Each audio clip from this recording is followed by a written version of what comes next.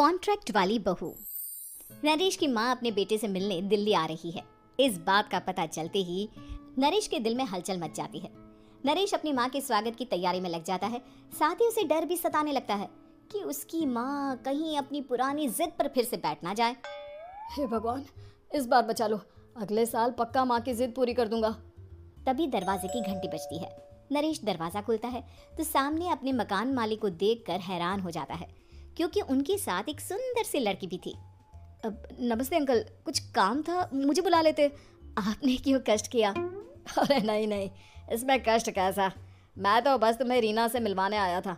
आज से रीना तुम्हारे साथ इसी फ्लैट में रहेगी। अंकल, कोई लड़का फ्लैटमेट नहीं है? एक अनजान लड़की के साथ रहना मेरे लिए थोड़ा अजीब होगा। देखो नरेश, मैं तुम्हें पहले भी बता चुका हूँ कि इस फ्लैट में तुम्हें किसी ना किसी के साथ एडजस्ट करना ही होगा, या फिर तुम अकेले पूरे फ्लैट का किराया दे दो, मैं किसी को नहीं रखूंगा। नरेश अपने मकान मालिक की बात सुन के रीना के साथ रहने के लिए तैयार हो जाता है, पर अंदर ही अंदर उसे ये बात खाने लगती है कि वो अपनी माँ को क्या जवाब देगा जब उसकी माँ रीना के बारे में उसे पूछेगी। दिन बीतने लगते हैं। नरेश और रीना अच्छे दोस्त भी बन जाते हैं, पर अभी भी नरेश अपनी प्रॉब्लम का सोल्यूशन नहीं ढूंढ पाता। एक दिन नरेश बहुत परेशान सा बैठा होता है। तभी रीना उसे पूछती है, क्या हुआ नरेश, तुम काफी परेशान लग रहे हो, सब ठीक तो है ना? हाँ सब ठीक है, बस एक छोटी सी प्रॉब्लम है। वो एक्चुअली 2 दिन बाद मेरी माँ मुझसे मिलने आ रही है। अरे तो इसमें प्रॉब्लम क्या है, ये तो खुशी की बात है। हाँ रीना, बट मेरी माँ एक जिद लेकर बैठ गई है कि मैं शादी कर लूँ, पर मैं अभी इस चीज़ के लिए तैयार नहीं हूँ। ऊपर से जब वो तुम्हें देखेगी तो 100 सवाल करेगी, क्या जवाब दूंगा? अरे इसमें कोई टेंशन वाली बात नहीं है, मेरे पास ना इस प्रॉब्लम का सोल्यूशन है, जिससे ना तुम्हें शादी करनी पड़ेगी और ना ही तुम्हारी माँ मेरे बारे में कुछ पूछेंगी। रीना की बात सुनकर नरेश सोच में डूब जाता है। वो सोचता है कि रीना खुले ख्यालों वाली लड़की है, कहीं माँ को सच बता ना दे। नरेश को सोच में डूबा देखकर रीना कहती है, अरे क्या हुआ, किस सोच में पड़ गए? डोंट वरी, जैसा तुम सोच रहे हो ना वैसे कुछ भी नहीं है, मेरे पास एक प्लान है। मैं कुछ समझ नहीं पा रहा हूँ, कैसा प्लान? मैं समझाती हूँ। हम ना एक कॉन्ट्रैक्ट मैरिज कर लेते हैं। फिलहाल मेरे पास जॉब नहीं है, तो तुम इस रूम का किराया दे देना जब तक तुम्हारी माँ यहाँ रहेंगी, सिर्फ तब तक। और तुम अपनी माँ से कह देना कि मैं तुम्हारी पत्नी हूँ, इससे वो मेरे यहाँ रहने पर कोई सवाल भी नहीं करेंगी। अरे बात तुम्हारी ठीक है, पर माँ से झूठ बोलना, ना ना बाबा, मैं ये रिस्क नहीं ले सकता। कोई और आइडिया दो ना तुम।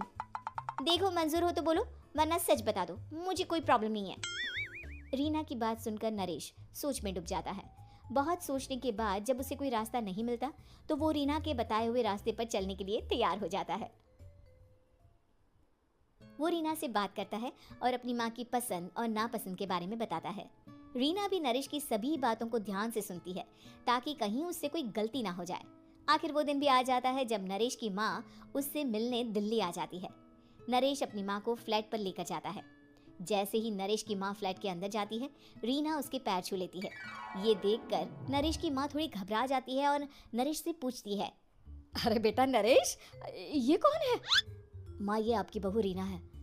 माफ़ी चाहता हूँ, सब कुछ इतनी जल्दी में हुआ कि आपको बता ही नहीं पाया, इसलिए सोचा कि क्यों ना आपको सरप्राइज दिया जाए। अरे बेटा, मैं तो बस तेरा घर बसा हुआ देखना चाहती थी। हाँ, बहुत अरमान थे अपनी इकलौते बेटी की शादी को लेकर, लेकिन कोई बात नहीं, शायद किस्मत को यही मंजूर होगा। ये कहते ही नरेश की माँ रीना को गले लगा लेती है।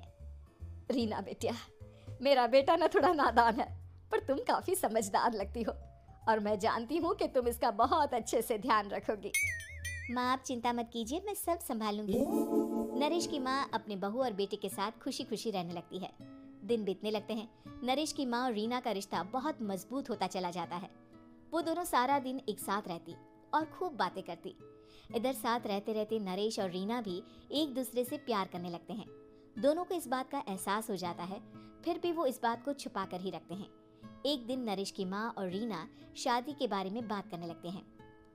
रीना बिटिया, ये तो नरेश ने मुझे बिना बताए शादी कर ली, वरना मैं तो अपनी इकलौती बेटी की शादी इतनी धूमधाम से करती कि सारी दुनिया देखती रह जाती।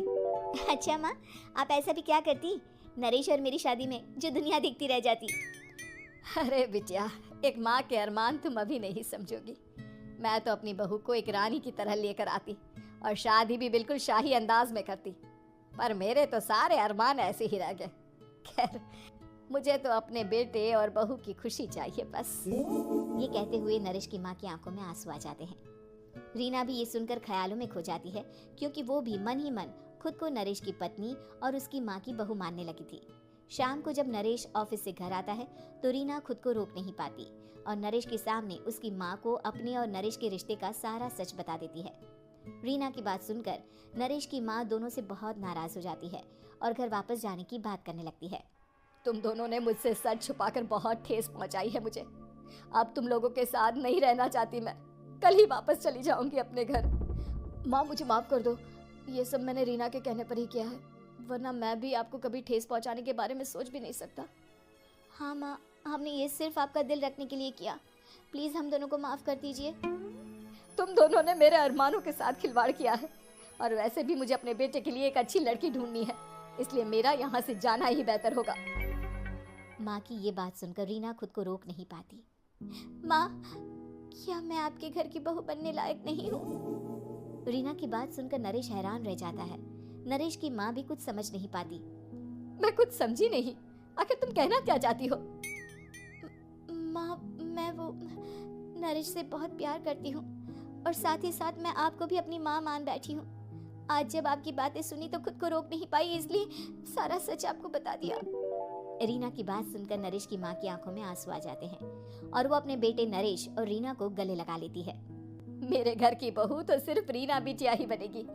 मैं आज ही तुम दोनों की शादी की तारीख निकलवा दूंगी, बस एक बार तुम्हारे घर वाले मान जाए। उसी दिन रीना के माता पिता भी उनके फ्लैट पर आ जाते हैं। दोनों परिवार आपस में बैठकर बातें करते हैं और शादी के लिए राजी हो जाते हैं। रीना भी कॉन्ट्रैक्ट फाड़ देती है और कहती है, सही मायने में मैं अब बहू बनूंगी। अब तक तो सिर्फ कॉन्ट्रैक्ट